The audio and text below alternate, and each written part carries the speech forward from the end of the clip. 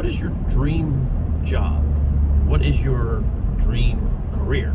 Are you in it now, or are you striving for it? Do you even know what it is? That's kind of the question I want to address in this Car Talks. So,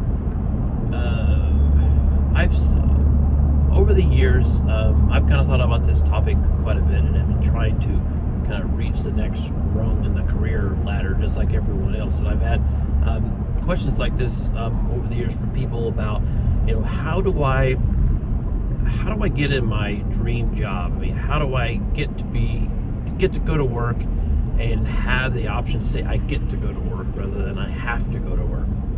It's a deep topic, but there are a few tips and things that I can definitely speak to.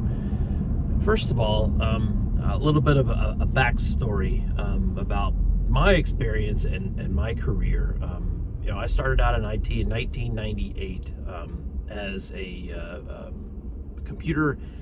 What was my title? A computer, I think it was just student worker. I was in college at the time, and I would be running around with an Office CD and installing Office on people's computers, fixing minor PC issues and things like that.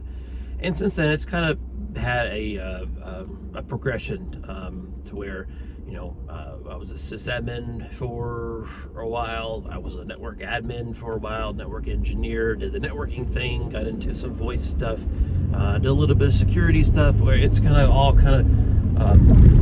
hung around the tech space in some shape, form, or fashion in IT. And, everything went fine. I would, my friends would call me a job slut because I would constantly be looking for the next job, because I was never truly happy, just because I thought, well, I could always make more money here, and I did. I stepped up, and for every job I would make maybe 8 to 10% more in salary every year, or every few years that I would reach. And then finally I got to the point to where I got a job that I was making the most I'd ever made, and I hated it. I hated the boss. I hated the job. I hated everything there is to say about it. And that was the time I went actually down to a job that was paying 15% less, I think. But it was definitely much more fulfilling. But anyway, throughout that time, I was making incremental adjustments to financial success, to my happiness, really about everything. And it was hard. If I was didn't like the job, I would have to go looking for jobs, applying for all kinds of jobs. Eventually I might find something. That is until 7 years or so ago. I found a niche. I found a something in IT, which this is one of the tips I want to show you how to get your dream job is. You find something that you love to do. You find something that you really geek out on, like you really are happy doing this. And for this was the PowerShell scripting language. I love building little scripts and automating processes and just making work more efficient. And I was kind of the automation, the informal automation guy at this position, where people would come to me and say, "Hey, can you do this?" And I would love to do it. That's what I love to do. And because I love to do it, I started a blog, adamtheautomator.com, and I was just started sharing the stuff that I was just excited about. I mean, it wasn't work to me. I did that after work because I was just really enthused about what I was doing. I don't know. I really don't know. I wish I could put my finger on how something like that clicked to me in my career, but it just did. It just clicked, and ever since then, my career trajectory has changed dramatically. And this is what I really want to stress people to do, especially in tech. Many of us are diehard introverts, myself included, and we really just want to go to your job, do your thing, get your work done. Then we may, if we're really interested in what we're doing, we may go home and work on projects on our own. And no one really knows anything about what we do. I always say, You could be the smartest person in the world, but if no one knew about it, it really wouldn't matter. That's the hard part. This is the part that the key to getting your dream job, your dream career, doing what you want, is first find something that you're really enthused about.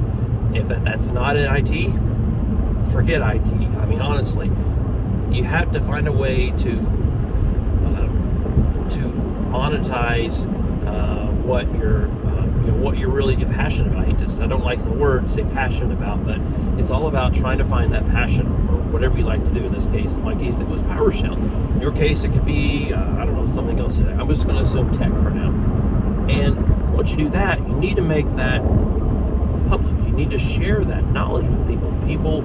You not only are sharing your knowledge, maybe in a blog or Twitter, getting involved in forums, doing training, all that stuff will come. You need to kind of open up another chapter of your career and not just focus on the work and the work alone.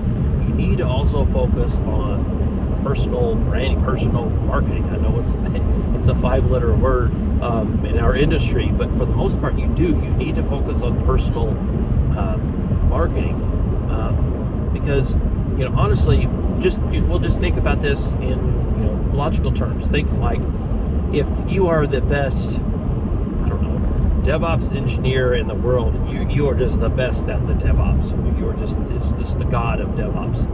And at your company, you are known. You're the guy. You are the cream of the crop. Everybody knows what you're doing. But you're gonna be in the company for the rest of your life. You're limited. You're putting a ceiling on your career and your career choices by just having yourself known in that company. You need to get out and broaden that. Share the knowledge. It not only helps you, it helps me significantly when I write. For example, we're doing a course. I learned so much more just by writing and training and teaching. And you're also helping others at the same time consume your knowledge and get better at their job. And you are giving yourself public exposure to lots of different other companies. One of my last jobs that I had, my last full-time jobs, I didn't even have an interview for, just because my resume, myself, was just on public display already. You could see, I had, GitHub repositories. I'd written hundreds of different articles and did lots of different things because my resume was on public display. I mean, you don't. The questions were, how do you fit in with the culture? How would you fit in with the team? Sort of thing. There was no technical questions, anything like that. It's like, yeah, we already know. Look, you've already done all this stuff, and they reached out to me, honestly, because if you get to some point where if you helped enough people in this world, in whatever kind of sharing or content medium that you prefer, out online or in person, chances of you finding your dream career are so much greater. I am so much happier than I ever was years and years ago after trying to get from job to job to job to job, simply because the ability to reach a lot of people over time, more and more people, and keep kind of building and growing and helping and keep those people help other people. It's kind of like a chain to some degree. And I can't say enough about just getting out and trying to do whatever you can to help other people via my choices: online content, writing, video courses, partnering with vendors for webinars, doing all. It's going to be it was definitely and still is a challenge sometimes to really put yourself out there. That's kind of that challenge that I challenge you to do, is get past that. Feel stupid, feel awkward at first, and feel awkward hearing yourself talk, or maybe getting that negative comment on a blog post saying you're wrong. It is hard at first, and it still is hard over time. But as you do that, you'll learn that you'll help more people much more than you will harm people or maybe you'll get negative comments. It's so worth it. So kind of wrap this up. We're hitting the 10-minute mark. The way that you get your dream job or your dream career or do what you love to do is just help as many people as absolutely possible in a public manner, and really opportunities will come to you that you never even thought were possible.